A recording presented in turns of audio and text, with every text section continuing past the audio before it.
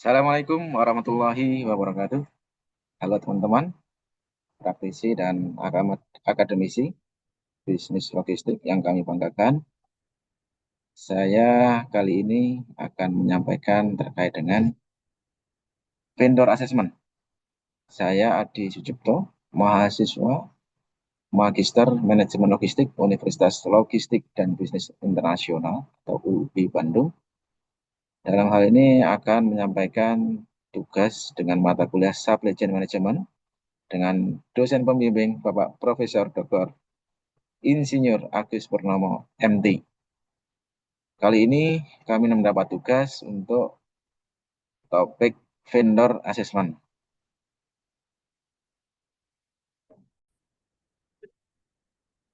Bapak dan Ibu, kali ini kami diberikan studi case, yaitu ada sebuah perusahaan dengan nama PT Warna, yaitu sebuah perusahaan manufaktur cat di Surabaya. Saat ini Departemen Procurement sedang menyeleksi vendor kaleng cat. Ada tiga kandidat yang mengajukan proposal, yaitu sebut vendor A, vendor B, dan vendor C. Jadi dalam hal ini perusahaan cat PT Warna itu untuk produksi kaleng cat itu menggunakan vendor. Adapun kriteria yang akan dinilai atau diakses adalah yang pertama adalah terkait dengan produk. Di situ ada quality, uniformity, price, warranty, dan packing. Berikutnya, kriterianya adalah company, yaitu financial strength, location, management, labor relation, and capacity. Yang ketiga adalah service. Yang pertama yaitu delivery on time, reject amount, on handling complaint, technical support, dan emergency support. Yang terakhir adalah sales personnel, knowledge, sales call, dan yang satu lagi adalah sales service. Oke, teman-teman, eh, setelah kita lakukan penilaian, kita dapati hasil sebagaimana yang ada di layar. Yang pertama, kita kelompokkan kriterianya menjadi 4 dengan persentase yang sudah kita sesuaikan sesuai dengan kebutuhan di PT Warma. Yaitu yang pertama adalah produk, kita berikan porsi bobotnya yaitu 40%. Dengan sub kriterianya yaitu quality 10%, uniformity 6%, price 10%, warranty 10%, dan packing 4%. Berikutnya untuk company ada 25%, totalnya dibagi menjadi financial strength 8%, location 4%, management 5%, labor relation 4%, dan capacity ada di 4%. Untuk company kita serahkan asesornya kepada bagian procurement. Berikutnya ada service 25% dan sales personel kurang lebih ada 10%. Kita serahkan asesornya kepada bagian operasi atau produksi.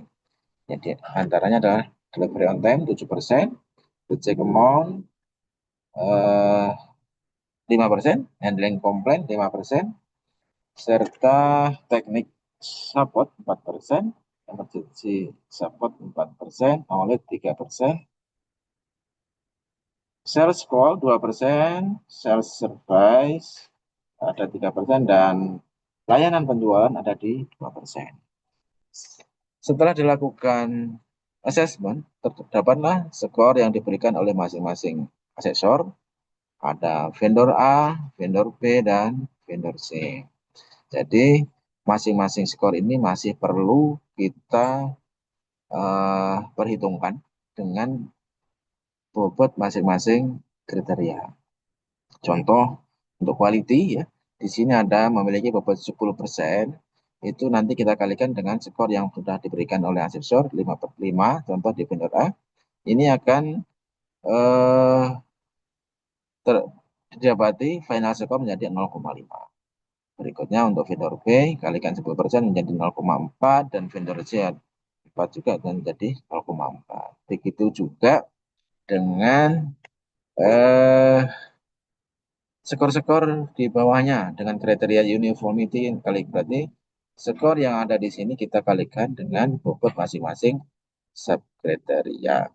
Jadi ya didapati hasilnya dari skor-skor yang ada itu vendor A mendapat skor 76. Berikutnya ada vendor B skornya 81.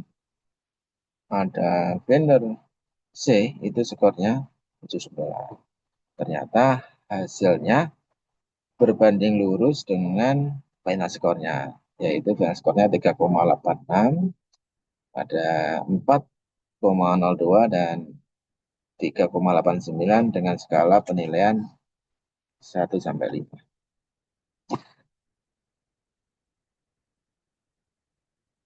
Berikut teman-teman hasilnya ya. Berikut adalah kesimpulan dan rekomendasi. Kesimpulannya adalah berdasarkan hasil analisis weighted one point evaluation method, yaitu vendor P unggul secara akumulasi,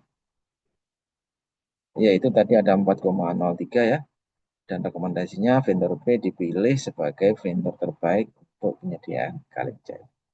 Jadi demikian ya teman-teman, ketika kita melakukan asesmen vendor, jadi dihitung mulai dari kriteria sampai dengan pembobotan dan penilaian, sehingga kita dapatkan vendor atau calon vendor yang ideal. Baik, terima kasih. Saya cukup sekian. Dan wassalamualaikum warahmatullahi wabarakatuh. Tetap semangat.